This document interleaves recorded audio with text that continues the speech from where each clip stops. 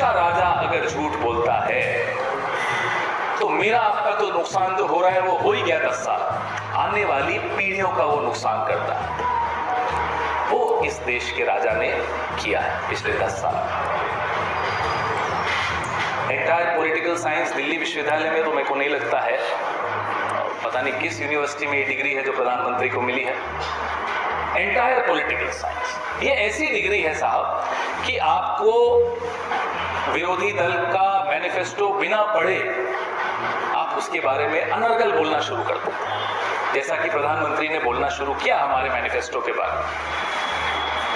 आप 10 साल से सत्ता में हैं, आप अपनी बात कीजिए, हमारी निंदा कीजिए। नेहरू जी की निंदा आपको करना बड़ा अच्छा लगता है क्योंकि उनकी बराबरी, उनके पांवों की धूल के बराबरी आप नहीं कर पाएंगे, तो आप उनकी निंदा कीजिए,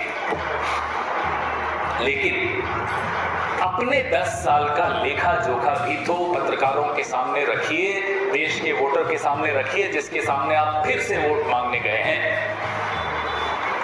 हम और आप बचपन से एग्जाम देते आए, यहाँ तक पहुंचे आप और हम अभी भी एग्जाम दे रहे हैं। आप अपनी प्रोफेशन में एग्जाम देते हैं, तो आप कितनी बाइलाइंस आई महीने में? जब असेसमेंट होती है आपकी इंक्रीमेंट के लिए, जब आप निवेदन करते हो अपने संपादक को, तो एक लिस्ट सामने होती है संपादक के कि एक महीने में कितनी बाइलाइंस हुई। हमारी भी वही स्थिति होती है कमोबेश। जब हम संघर्ष करते हैं, तपस्या करते हैं आगे बढ़ने के लिए, तो हम भी बताते हैं साहब कि हमने ये किया था। आप बड़ा हंस रहे हैं तपस्या शब्द पर। तो फिर प्रधानमंत्री को ऐसा एग्जेम्पशन तो नहीं मिल सकता, वो कोई अपवाद तो हो नहीं सकते। उन्हें भी अपनी रिपोर्ट कार्ड इस देश के सामने हर 5 साल में रखनी चाहिए।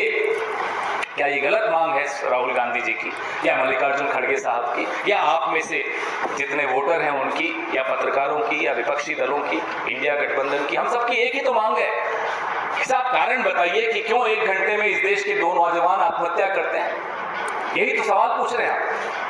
कारण बताइए क्यों एक दिन में 30 किसान आत्महत्या करते हैं? कारण बताइए क्यों 1 घंटे में 4 महिलाओं की इज्जत लुटती है इस देश में? क्या गलत सवाल है ये? क्यों नहीं जवाब देते आप? क्योंकि आपके पास जवाब नहीं है। आपने 10 साल व्यर्थ की राजनीति में गंवा दिए। आपने इस देश की आने वाली नस्लों को तबाह कर दिया। उनके आने वाले कई साल आपने खत्म कर दिए। इस देश को 20-25 साल आप पीछे ले गए। इस देश की अर्थव्यवस्था को आप पीछे ले गए।